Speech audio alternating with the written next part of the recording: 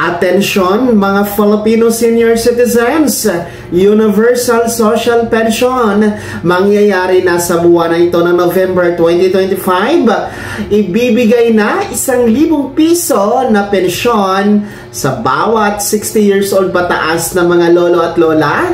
Ang latest update sa buwan na ito ng Nobyembre, pag-uusapan natin dito sa video. Hold up.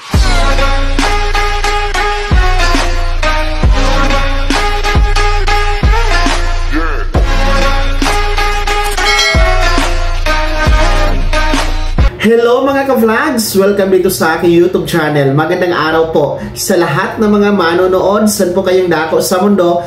Kumusta kayo mga ka-vlogs? Eto ha, makinig mga lolo at lola.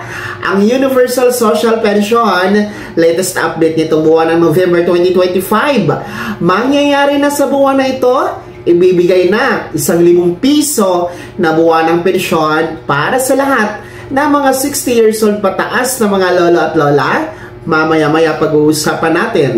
Pero kung bago ka pa lang dito sa aking YouTube channel o di ka pa nakasubscribe, i-click nyo muna ang ating subscribe button na nasa baba. Huwag kalimutan na pindutin ang notification bell. Ilagay niyo po sa all para updated ka sa lahat ng mga videos na i-upload ko.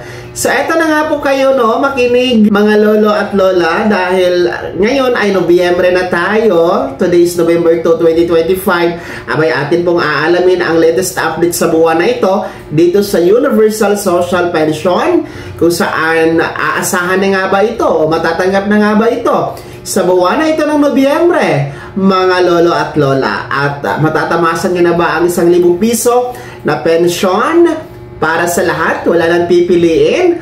Well, anyway po, ang atin pong Universal Social Pension sa ngayon na buwan ng Nobyembre ay nananatiling panukala o bill pa lamang.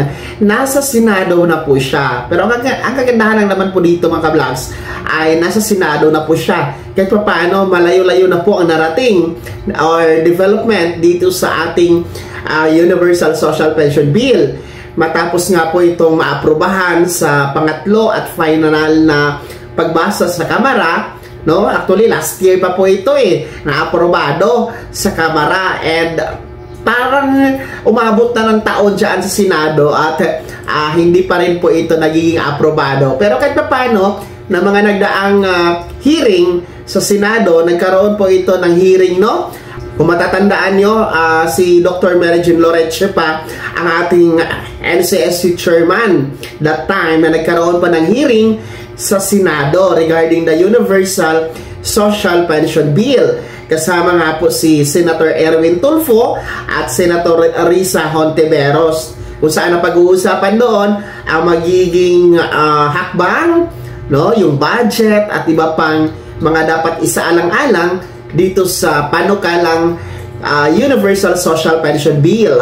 At ang pagpupulong na yon, ang hearing na yon ay hindi na nasundan, no?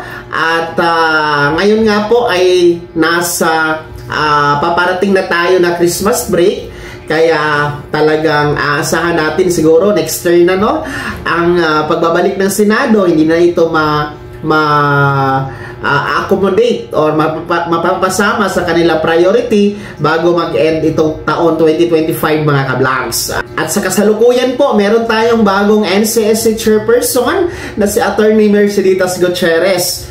So titingnan natin, no, kasi dati si Dr. Mary Jean Loreche pa ang chairman. Nagkaroon po ng hearing doon sa Senado. So titingnan natin ngayon sa panahon ng ating bagong sa pag-upo ng ating bagong NCSC chairperson na si Attorney Gutierrez, kung ano po ang kanyang magiging hakbang at kung ano ang magiging plano ng NCSC sa kanyang pamumuno hinggil dito sa pag-push ng Universal Social Pension Bill dyan sa Senado para magiging batas na ito mga ka-vlogs. Well, anyway, makikinabang naman po ang lahat ng mga senior citizen dito kung saan wala nang pipiliin, indigent or hindi, mahirap o mayaman, may pensyon sa SSS, GSIS, PVAW, pensioners o wala, kasama na, no? And then wala na talagang pipiliin dito, wala nang maiiwan sapagkat lahat na, kaya nga po tinatawag siyang Universal Social Pension mga ka-vlogs, sapagkat lahat na po talaga yan, walang pipiliin. 1,000 piso na pension po yan buwan-buwan sa mga 60 years old pataas. Kaya napakaganda ng panukalang ito na maisabatas talaga dahil matutuwa ang lahat ng mga lolo at lola. At sana naman, no, dyan sa ating Senado ay suportahan ito at sana mahabol bago magtapos ang taon na ito, 2025, o di ka naman po bago magtapos ang 20th Congress, no? Baka naman maagang pamasko sa ating mga lolo at lola ngayong Kapaskuhan, ha? Ating mga mambabatas dyan sa Senado.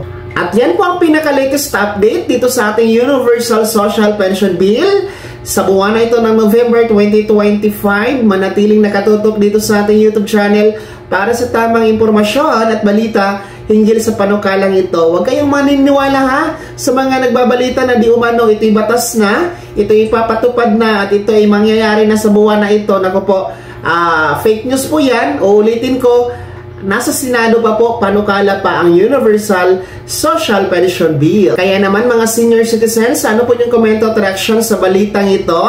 Ano yung panawagan sa ating gobyerno at sa ating mga senador na nasa kanila po ang pagpapasya pag-usad dito sa Universal Social Pension Bill? Pabor po ba kayo na magiging gawing pamaskong handog ito para sa inyo? Ibahagi niyo po sa comment section na nasa baba, pakilakip ng buong pangalan at kung taga saan kayo. Bago ko magtapos sa video na to, kung gusto niyo pong sumuporta sa aking YouTube channel, maaari niyo pong i-click ang ating super thanks button na nasa baba. Sa mga gusto maging miyembro, pwede i-click nyo lamang ating join button. Maraming perks dyan mga ka-vlogs. Be my member now. Sana'y naging gabay ang video na to kahit papano na pag-uusapan natin ang mga mahahalagang bagay-bagay na may kinalaman sa ayuda, programa at benepisyo ng mga senior citizen. Kung hindi ka pa nakasubscribe dito sa aking YouTube channel, maaari nyo nang i-click ang ating subscribe button na nasa baba. Huwag kalimutan na pindutin ang notification bell. Ilagay nyo po sa all para updated ka sa lahat ng mga videos na i-upload ko. Maaari nyo din i-like ang video na to. At kung meron ka pang mga katanungan, maaari nyo i-komento sa comment section na nasa baba. Paki-follow na din po ang aking official Facebook page na nasa screen nyo. Muli po, ako si Daniel Timpawa na nagsasabing dito sa aking YouTube channel, pawang katotohanan at lahat totoo lamang.